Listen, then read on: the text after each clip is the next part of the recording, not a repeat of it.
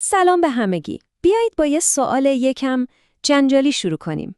چی میشه اگه بهتون بگم کل روشی که ما برای حل کردن مشکلات و تعارض‌هامون یاد گرفتیم از بیخ و بن اشتباهه؟ خب این دقیقاً همون ایده اصلیه که میخوایم امروز با هم بازش کنیم.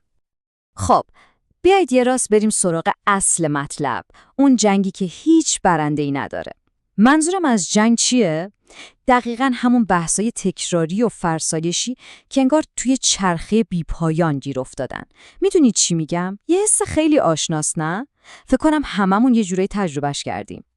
تا حالا شده با خودتون فکر کنید که ای بابا این آدم عوض بشون نیست؟ چند بار این جمله تو سرتون چرخیده؟ و بعدش چی؟ به احتمال زیاد یا کلاً بیخیال بحث شدید یا ترجیح دادید یکم فاصله بگیرید. درسته؟ یا این یکی رو بگید چند بار یه رابطه‌ای رو تموم کردید، نه به خاطر اینکه افتضاح بوده ها، نه، فقط به خاطر اینکه دیگه توانتون تموم شده بود. از جنگیدن خسته شده بودید، همون خستگی که انگار تمام انرژی آدم رو میکشه. ببینید شما تنها نیستید، اما شاید مشکل اصلاً خود اون دعوا یا اختلاف نباشه. شاید مشکل اصلی یه جای دیگه است. شاید مشکل از عینکیه که به ما دادند تا باهاش به تعارض نگاه کنیم. این همون چیزیه که میخوایم امروز در موردش حرف بزنیم. خب پس این نگاه اشتباه چیه که میگم؟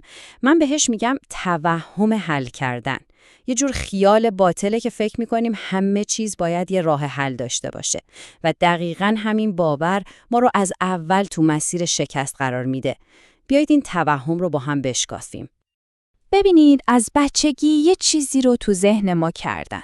این که تعارض مثل یه مسئله ریاضیه. یه جواب درست داره، یه جواب غلط. تمام. ما هم همیشه دنبال همون جواب درسته میگردیم. ولی واقعیت زندگی یه چیز دیگه است.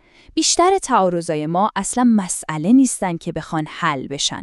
اونا تفاوتن. تفاوت در ارزش‌ها، در نگاه و تفاوت که جواب درست و غلط نداره، داره. و این طرز فکر ما رو به یه جمله خیلی خطرناک میرسونه. اگه واقعا منو دوست داشتی، باید مثل من فکر میکردی. این جمله شاید ظاهرش خیلی عاشقانه باشه، ولی در باطن یکی از بیرحمانه ترین باورهاست. این همون توهمیه که خیلی از رابطه ها رو نابود میکنه. نه خیانت، نه بیپولی، همین. میدونید روانشناسی برای این یه اسم داره. بهش میگن واکنشگرایی یا ریاکتنس. یعنی چی؟ یعنی وقتی شما سعی میکنید باورهای اصلی یه نفر رو عوض کنید، مغزش قفل میکنه، اصلا گوش نمیده، فقط مقاومت میکنه. حتما براتون پیش اومده که میگید هرچی بیشتر توضیح میدم انگار اون بدتر لج میکنه. دقیقاً همینه. شما دارید تلاش میکنید لنز دوربین اون رو عوض کنید و این یه جنگیه که تقریباً همیشه بازنده اید. خب بذارید این موضوع رو با یه داستان واقعی تر کنیم. داستان سارا. این داستان یه هشداره و فکر میکنم متاسفانه برای خیلی از ما یه داستان خیلی آشناست. خب این مسیر جدایی سارا و شریکشه. ببینید چطور اتفاق میفته.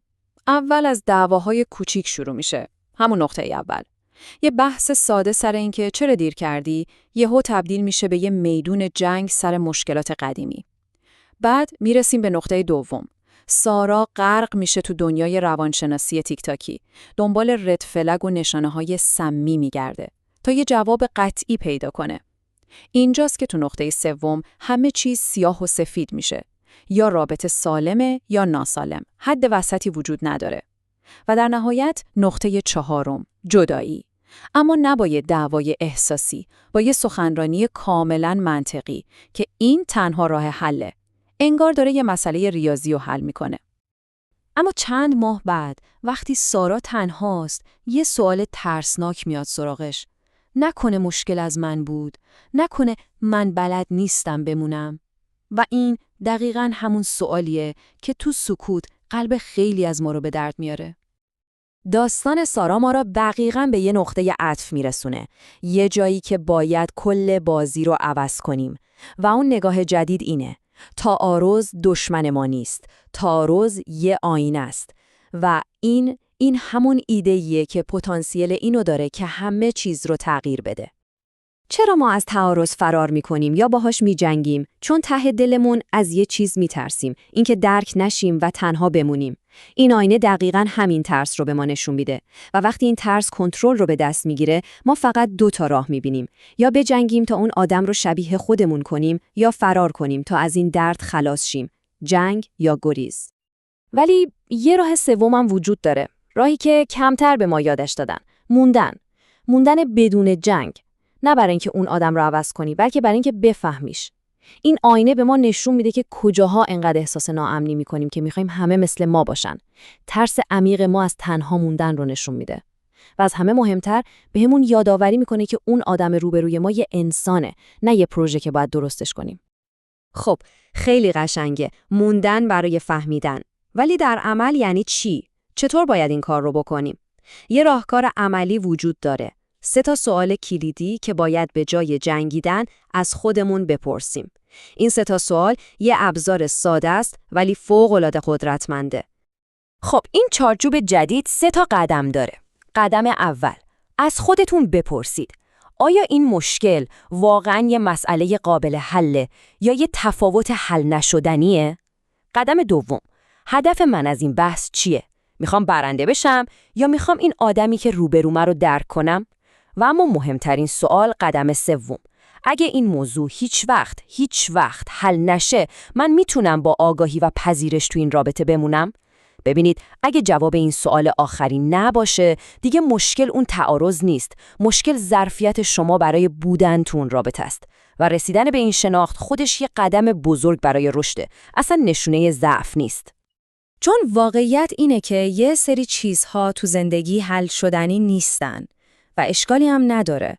چیزهایی مثل ارزش‌های اصلی، سبک زندگی، اولویت‌ها، اینا مثل یه قطعه خراب نیستن که تعمیرشون کنیم. اینا رو فقط باید فهمیدن. و آره، فهمیدن گاهی وقتا دردناکه، ولی بلوغ دقیقاً از دل همین درده که به وجود میاد. پس داریم به کجا میرسیم؟ به یه تغییر نگاه خیلی اساسی. اینکه هدفمون دیگه پیروزی تو بحثا نباشه، بلکه فهمیدن باشه. بیایید کل این بحث رو با هم جمع‌بندی کنیم و ببینیم تهش به چی میرسیم. ببینید، با این طرز فکر جدید، بازم ممکنه بعضی از رابطه‌ها تموم بشن. این یه راه حل جادویی برای نجات همه روابط نیست. اما تفاوتش اینجاست. اون رابطه با آگاهی تموم میشه، نه با توهم.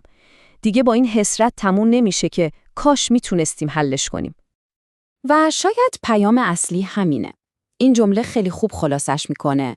بلوغ یعنی دست از جنگیدن برای حل کردن تعارض برداری و شجاعت فهمیدنش رو شروع کنی.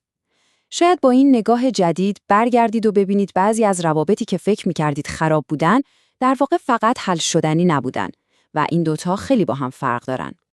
و اگه این حرفا حتی یه ذره براتون آشنا بود، اگه یه جایی از وجودتون رو لمس کرد، فقط میخوام بدونید که شما تنها نیستید.